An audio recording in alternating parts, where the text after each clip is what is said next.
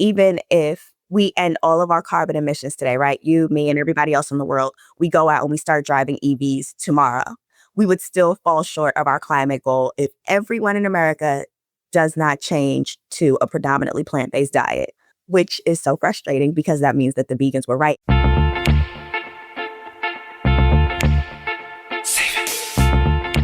You're listening to A Climate Change. This is your host, Matt Matern. I've got Rasheda Crocket on the program. She's a comedian, writer, actor, and works with a climate comedy cohort and done a ton of work in and around Hollywood regarding climate. And I saw her at the Hollywood Climate Summit, where she was great, doing the MC for former Secretary of Energy, Jennifer Granholm. Thank you. Yeah, it was great to see you. You were really funny and engaging. And, I think that it's a wonderful thing to bring some levity to this subject. So thank you for being here.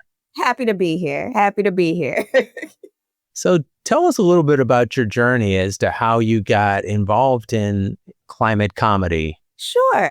Well, an idea came to me in the shower, like, all the good ones do, about just some independent videos that I could do where I talked about the things could happen if we don't start caring about it now. So I decided to put out a series of videos where I talk about climate science, the perils of us kind of ignoring the symptoms of the climate crisis, and just like in a tongue-in-cheek, jokeified kind of way, like magnifying how bad it can happen. Like what happens, if LA often has droughts and we don't get a lot of rain and people keep, taking 20-minute showers and the climate is tearing up and then there are fires, and what could happen if everything kind of just, catches on fire and now LA is in a drought and you can't masturbate in 20-minute showers anymore. I mean, it hasn't happened yet, but it might could, right? So I did that series on YouTube, had a blast with it, and I ended up connecting with Generation 180 and Good Laugh. So Generation 180 is a climate change nonprofit, and Good Laugh is a social impact nonprofit where they infuse comedy with social impact. So long story short, I got involved in this thing called the Climate Comedy Cohort. I ended up doing some Mike Could videos with them.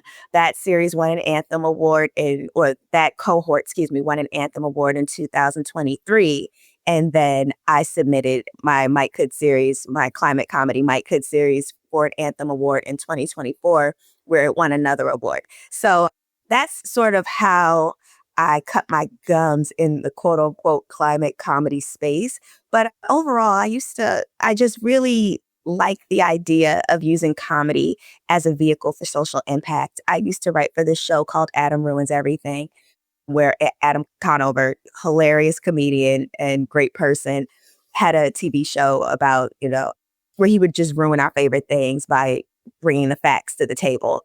And we applied this cognitive bias called the humor effect, which is just a really brainiac way of saying you take a fact, you put it in a joke, and then people are more inclined to remember the fact. So after learning that, writing on Adam Ruins Everything, I sort of took that and incorporated it into my own comedy. So that's how I write my climate jokes. I take a fact, I wrap it in a joke, and then I hold it to people like that. Well, I certainly think that it's more engaging and it's kind of like you get more flies with honey than you do with vinegar. You get more people to listen to you, particularly the people that might not be listening to this stuff tuned in already. Oh, yeah. And the climate crisis is vinegar. It is vinegar. Comedy is the honey, for those who were wondering which was which. Yeah, right. A lot of people might even be believers in climate change, but they just don't want to hear it. It's like, oh, another doom and gloom story. No, thank you. But it doesn't have to be doom and gloom, right? It can have some bloom, right? But it only has bloom instead of doom and gloom if we do something, right? If we are aware of it, and then we bloom, we change, and we become the people who change the earth. Well, I like the bloom instead of the doom and gloom. That's good. Yeah, and there are a lot of bright spots out there. It's incredible. The more I've kind of gotten into this, you're seeing just thousands, tens of thousands, maybe even millions of people working on climate issues around the world. And it's pretty inspiring, the amazing stuff that people are doing. Oh, yeah. Oh, yeah. And again, it wasn't like you. It wasn't until I sort of got in the space that I was like, oh, wow, people have been doing this for years. Like, this isn't new. People have been warning us about the climate crisis for years in very amazing ways. I mean, Beast of the Southern Wild, that was a movie of pretty much about climate change in a lot of ways. I mean, of course, it was a movie about a daughter who lost her mom and, these people who were moving out of their home because it was about to be flooded. But it got like that because of climate change. And that was a huge, successful movie. So using storytelling, using comedy to deliver hard truths and painful messages, that's sort of what those vehicles are for. And I'm glad to kind of use comedy as mine and to lend my voice to the issue. So what are you working on now? What's kind of front and center for you? Oh, goodness. So I feel nervous talking about it because it's still coming up, but, like coming to pass. But I just pitched a show. Called No Dumping. I was a part of the Yes and Laughter Lab, which is also another comedy cohort that allows you to come up with an idea, comedy-based, that has a social impact. And of course, mine was climate change was the social impact topic that I chose. So it's an animated series about an anthropomorphic whale whose life underwater is over and now he has to live on land as a human. So takes place in the future, 2150, all of Earth's ice has melted. So this whale who used to live in the Arctic and can't live there anymore because he got chased out by ravenous polar bears. His habitat all, is torn up. And, so he decided to lean into his mammalness, have a few well-placed stocks, and now he's a wealthy human who became a lifeguard because he can swim and hold his breath for really long. And so we follow him and his spirited lifeguard partner, Keisha, as they tackle, just their community. And it's basically just like two friends, but climate impacted his life to the point where he has to do the work that he does. That sounds like a fun story. So who is the intended audience for this? It is pretty much for everyone. If you like colorful humor, if you like shows like The Simpsons, if you like shows like The Boondocks, even if you liked SpongeBob, because a lot of the animation, the art concept was based on a SpongeBob. I think it's for people like that because animation has this great ability to show things that can't really happen in real life. You know what I mean? I don't know, to just blow snot out of his blowhole onto the back of the wall because he sneezed. That's to run over garbage because in the ocean because the climate and Earth is kind of like decaying. And, our characters are like running over sea trash to lasso people in who are choking on straws in the ocean those are the kinds of scenarios that our characters in No Dumping get themselves into. So yeah, it's for people who kind of just like to laugh. Yeah. Okay, that's a good group. As you were describing, I was thinking, this does kind of sound like a SpongeBob SquarePants or, kind of a children's kind of fun show. But of course, as you said, The Simpsons and all kinds of other adult comedies have hit pretty hard. What do we have? Simpsons going on for 25, 30 years or something? And still going. I mean, I do tackle some adult topics because you can't really talk about the climate without talking about capitalism, without talking about big corporations. But even on shows like SpongeBob, every so often you kind of get a taste of an adult topic that would go over a kid's head, but adults get it if they watch it. Yeah, I mean, like even Sesame Street or whatever, there's a whole secondary dialogue that's for the adults who are watching, and then there's the stuff that the kids. Yes.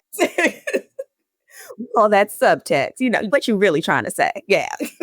Yeah, and I think that saying something kind of over the top sometimes makes the point even better than making it subtly. Like, okay, this is going to make it in a big way and kind of bang you over the head with it. Maybe makes it a little bit clearer than sometimes it's a 1 degree change. Like, who cares? 1 degree, that doesn't affect me or doesn't seem to be that big of a deal. So How do you think that humor inspires people to take action on climate change? What's your experience with that?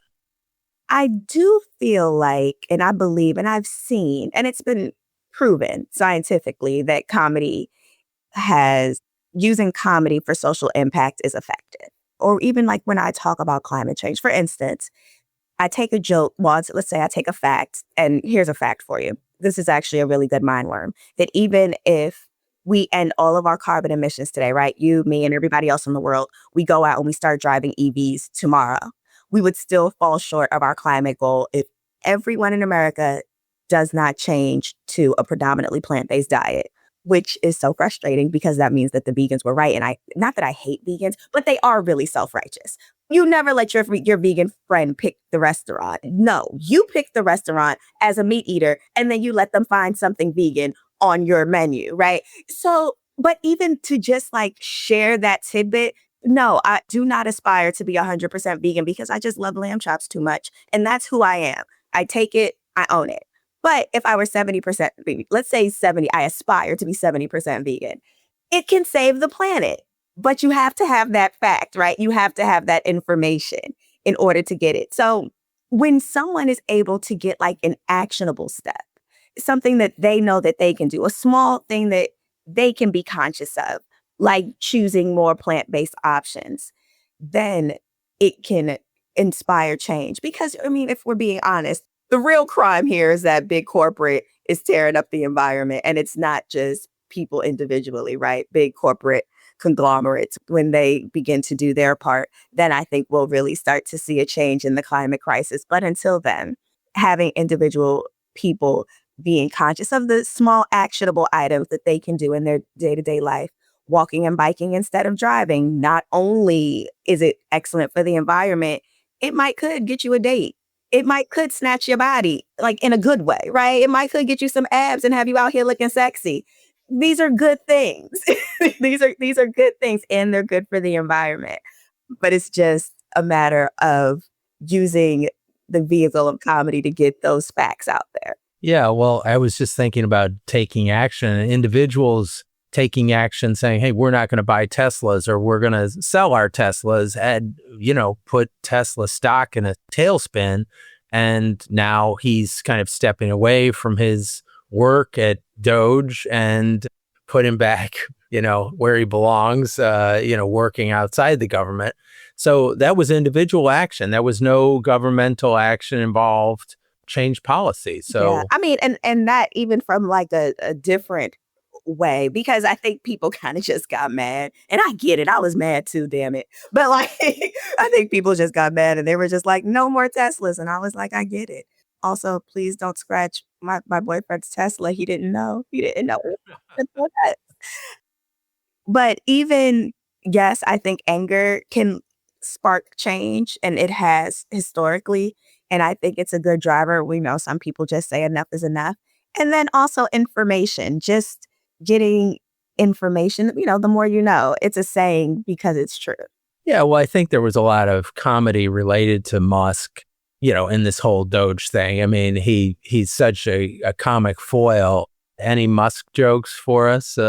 You know what? I tried not to touch that guy. I like to call him Elon Musty. I try not to touch that guy. I almost feel a little bad for him just because he's so pasty. And I know like the sun is horrible for him. And with the climate being what it is, he might want to be the first to to do something about the climate disaster. He can't stand to be outside in the summer for more than 15 minutes. He's going to die if he does that. So, yeah, but God bless him. God bless him. I don't want to see anything bad happen to anybody. I just want to see the world get better. Yeah. Well, kind of the irony, I saw that he sponsored part of the X Prize for companies that come up or individuals that come up with ideas to capture carbon and stuff.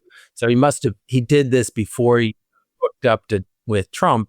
And so they announced the other day who won the X Prize for capturing the most carbon. And it was surprising that he was the sponsor of this thing. So interesting. Did he win? Because I wouldn't be shocked if he sponsored it just so he could win. no, he did not win. It was some guys who were shaving rocks and putting them into soil, and the soil was somehow capturing more carbon because of this. So it's amazing scientific work being done out there to Nice. help us out. So Yeah. And I mean, to be clear, I don't think any comedian out there is actually like a climate scientist. We just have a handful of climate facts in our back pocket, or, and we just care.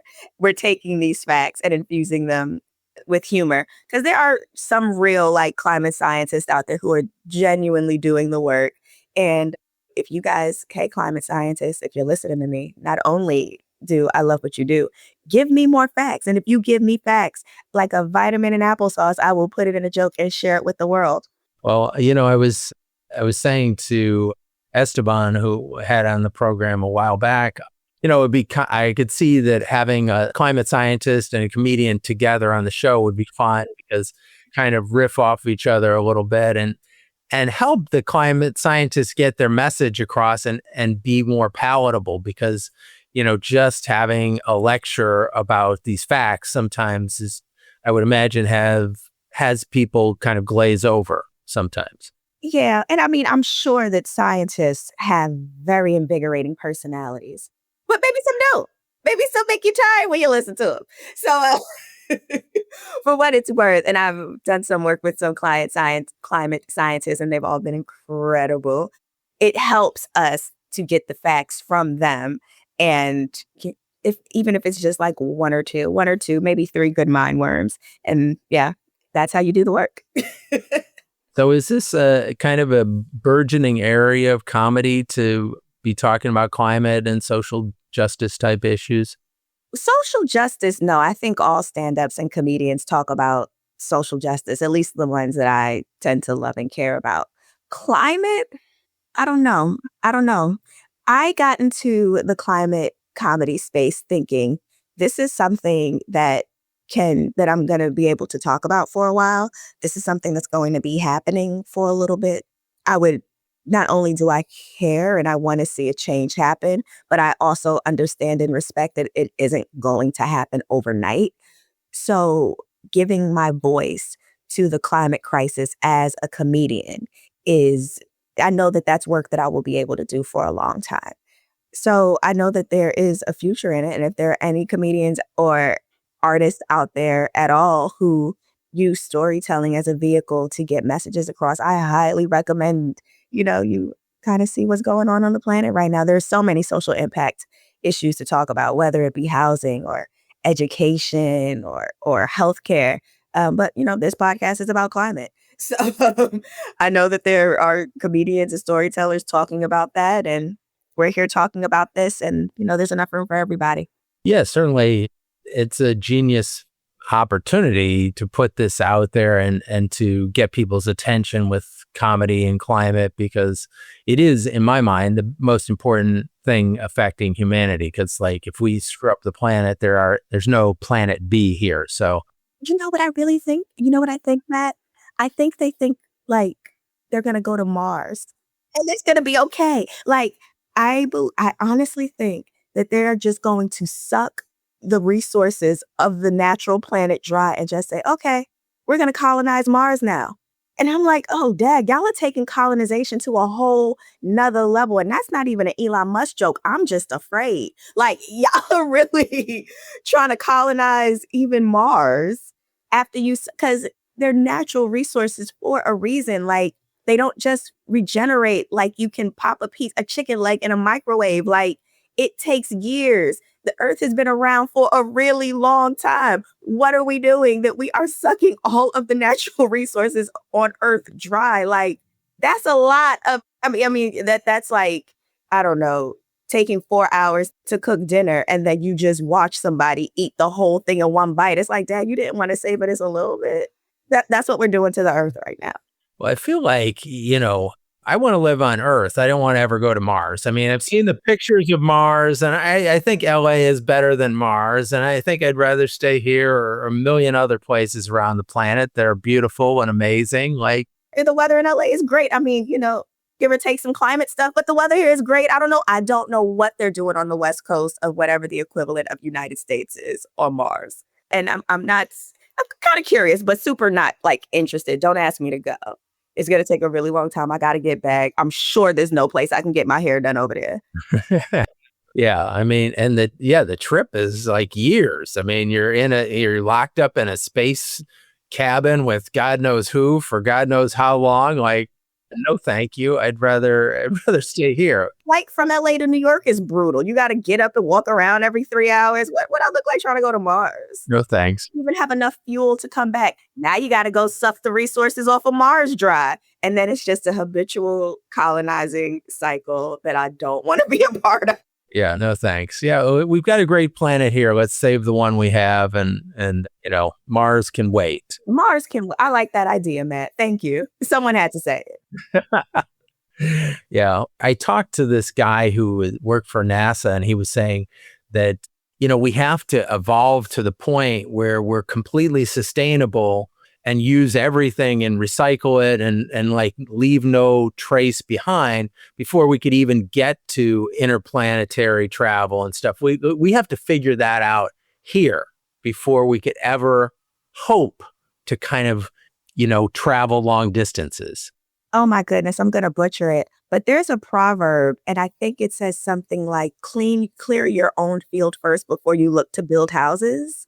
Like, you really do have to clear and put your own environment into order first before you start going out trying to do big ventures like colonize Mars. Like, let's get Nevada straight. Nevada needs water.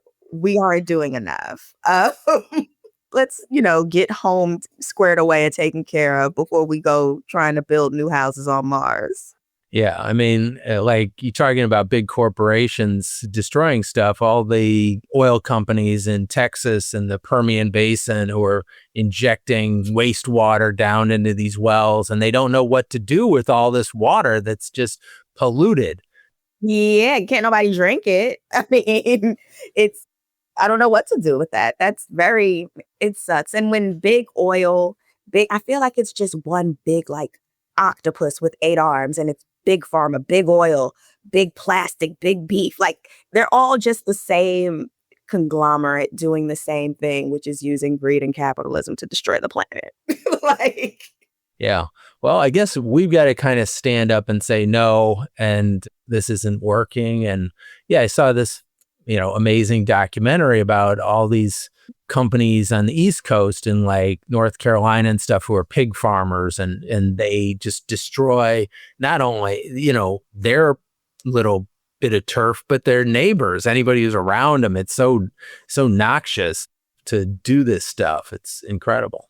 I haven't heard about that, but I do believe this, and I'm a person of faith. And I had a conversation with someone one day, and he said, "What do you think the bridge is between climate change and Christians?" And I thought about it, and I've been going to church pretty much my whole life. And I was like, "Dang," and no one has ever brought up climate change in any of my churches, right? And I was like, "Dang, I really think people just waiting for Jesus to come back."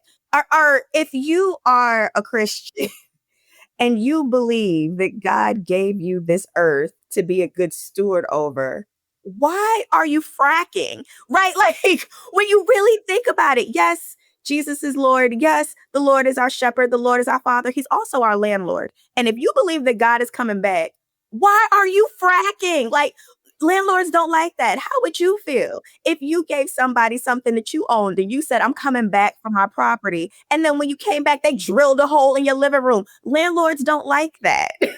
Or the other one, I gave you this treasure, and the guy who buried it versus the guy who used it for good. Like, hey, let's use this for good. And you hit on a word that Let's use our tax for good. Yes. Stewardship. That another climate guy I know he wrote a book about this, and it's a real kind of founding concept for liberty, which we've kind of put on the back shelf when it relates to climate. Josh Spodek, who wrote it, and he's a sustainability guru back in New York City, the most sustainable guy in New York. And yeah, just talking about religious figures, Catherine Hayhoe is an environmental scientist, and interviewed her on the program a while back. And she speaks to people of faith, and in climate change. And then I was just reading about Pope Francis. I kind of maybe vaguely knew that he was pro-environment, but I didn't know a whole lot about it. And, of course, after he dies, then people write a lot more and say, oh, well. Well, way to go, Pope Francis. But also, we should all be pro-environment. It's just one of those things. Don't you want the environment to be okay? Don't you want to live here in a good, healthy environment? Right. Well, first do no harm. And that principle is obliterated with a lot of fossil fuel stuff. And of course, we're all kind of part of this process now. I think part of our country is waking up to it, and then you have the death rattle of the fossil fuel company, and they're doing whatever they can to hold on to the trillions of dollars that they have invested in their oil projects and all that. How do you reconcile spilling gallons and gallons and gallons of toxic waste into the water where people are drinking the water? How do you justify that? How do you reconcile that? How do you reconcile Flint, Michigan? How do you reconcile that? How do you reconcile the Gulf Coast and all of those spills? How do you reconcile that? And they're trying to convince the everyday layperson that it's our responsibility individually to save the planet, when really it's on them because they're the ones who tore it up. Well, I appreciate all your work in this climate space and making it fun, because it makes it easier to do when it's fun. And so thank you, Rasheda, for being on the show. And everybody check out your website. If you could give it to the audience, we'll pass it on. Sure.